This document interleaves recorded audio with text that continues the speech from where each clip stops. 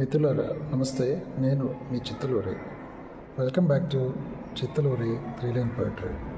ఈరోజు మీకోసం మరో పోయం. అప్పుడు తెలియదు నాన్న ముంజకొడవలి పదము నా కలానికి ఇచ్చాడని. ఐ రిపీట్, అప్పుడు తెలియదు నాన్న ముంజకొడవలి పదను నా కలానికి ఇచ్చాడని. ఇదండి మా నాన్న ముంజలు కొడుతున్నటువంటి కాలంలో తాటి చెట్లెక్కి తాటి చెట్ల నుంచి తాటి ముంజలు కొడతారు. తాటి ముంజలు చాలా రుచిగా ఉంటాయి. ప్రతి ఒక్కరికి వాటి రుచి దాదాపు తెలిసే ఉంటుంది. బాగా ఎంజాయ్ చేస్తారు. వేసవి కాలంలో ముఖ్యంగా తాటి ముంజలు మన ఆరోగ్యానికి ఎంతో అద్భుతంగా పనిచేస్తాయి. అందుకే అందరూ ప్రిఫర్ చేస్తారు ఆ ముంజల్ని, దాంట్లో ఉన్నటువంటి ముంజల్ని దంచుకోవటం, జొర్రుకోవటం, దాంట్లో మకరందం లాగా ఉంటాయి ఆ ముంజ నీళ్ళు. సో అట్లా ముంజలు కొట్టడానికి ఒక పదునైన కత్తిని ఉపయోగిస్తారు. దాన్ని కొడవలి అంటారు. ముంజలు కొట్టే కత్తి లాంటి వస్తువు, సాధనం. సో దాన్నే ముంజలు కొట్టడానికి ఉపయోగిస్తాం కాబట్టి ఎక్కువగా దాన్ని ముంజ కొడవలి అంటారు.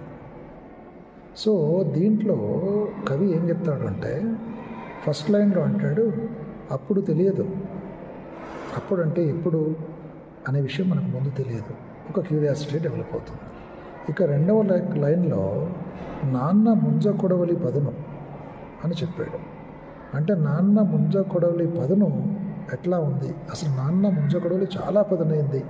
ముంజలు చాలా పదునుగా ఉన్న కొడవలితో మాత్రమే ముంజలు కొట్టడం సాధ్యమవుతుంది. ఎందుకంటే ముంజలు చాలా గట్టిగా ఉంటాయి. ఆ పై లేయర్ దాన్ని కొడితే లోపల మృదువైన ముంజలు ఉంటాయన్నమాట. కాబట్టి మరి కొడవలి పదునుగా ఉంటేనే ముంజలు కొట్టడం సాధ్యమవుతుంది. కాబట్టి ముంజల కొడవి చాలా పదునుగా ఉంటుందన్నమాట ముంజ కొడవలి. అందుకే దీంట్లో కవి మరి 3వ లైన్లో అంటాడు, అప్పుడు తెలియదు నాన్న ముంజ కొడవలి పదును నా కలానికి ఇచ్చాడని అంటాడు. చూడండి, 3వ లైన్లో నా కలానికి ఇచ్చాడని అన్నప్పుడు అద్భుతమైన కవిత్వం. హాట్మని కొడుతుంది, మనం ఎక్కడికో తీసుకెళ్తాం.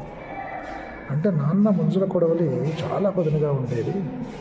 ముంజలు కొడుతున్నప్పుడు అబ్జర్వ్ చేస్తూ ఉండేవాడిని. కానీ ఆ పదును కాస్త మరి నా కలానికి ఇచ్చాడని నాకు తెలియదు అంటాడు. అంటే ఇప్పుడు కవి అయ్యాడనమాట. చిన్నతనంలో తన నాన్న ముంజ కొడవలి పదును తన కలానికి వచ్చింది. అంటే ఇప్పుడు కలం కూడా చాలా పదునెక్కింది ఈ కవిది అని. అంటే చాలా అద్భుతమైనటువంటి కవిత్వం రాస్తున్నాడు అని. మరి ఆ కవి ఎవరో కాదు, మీ ఈ చిత్తలూరి. Love you all. నచ్చిందనుకుంటాను.